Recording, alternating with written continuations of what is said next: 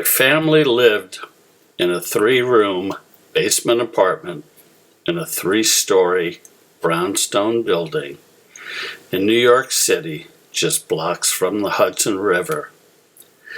My sister and I lived in a room which was large enough for 2 to sleep in a bunk bed and enough space to enable us to play with wooden blocks on the floor. My sister, who is 14 months older than I, had dibs on everything, including the upper bunk of the bed. At night, I would watch the stoplight at the street intersection patiently change from green to red.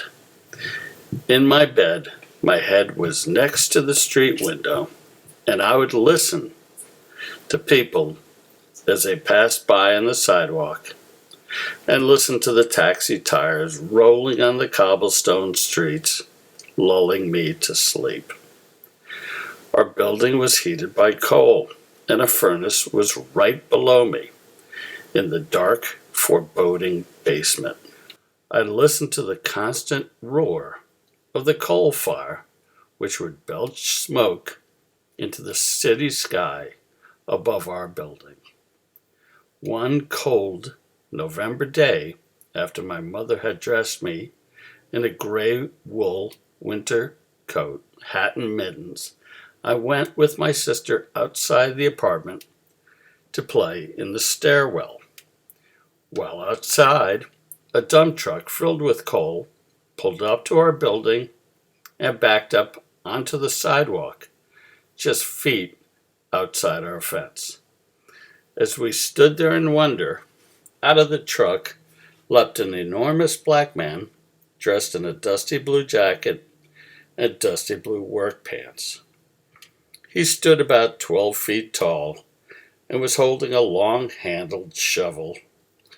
He seemed as large as a tree. He quickly clambered up to the back of the pickup truck using the rungs fastened onto the truck's side.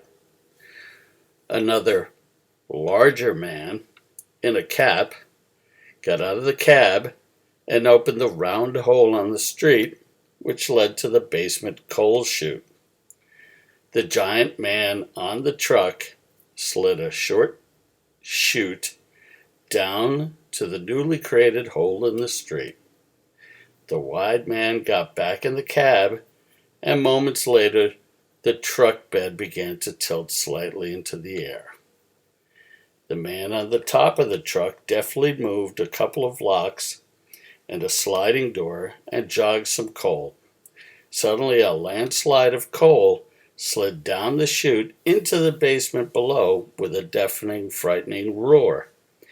Just as quickly, he shut off the flow of coal using his shovel and waved to the man in the cab. As the truck returned to level, the man looked at me and smiled. It was my birthday, and I wanted him to know that it was. I yelled to him as loudly as I could that I was 3, but the word 3 had a heavy accent of F on the TH, so it came out as I am free. The black man laughed heartily and yelled, "You're free? Well, good for you." I yelled back, "I'm free," holding up a hand in a mitten which hid my 3 fingers to clarify his misunderstanding. The black man waved back and yelled to his partner in the cab, "Hey, he's free!" The man in the truck gave a wave of congratulations. It was a street celebration of my freedom. These 2 men knew a child in the city who knew he was free. The black man clambered down from the truck bed and got into the cab. Both men waved cheerfully and understandingly to me as they drove off towards the river as I stood there, happy but feeling a bit misunderstood.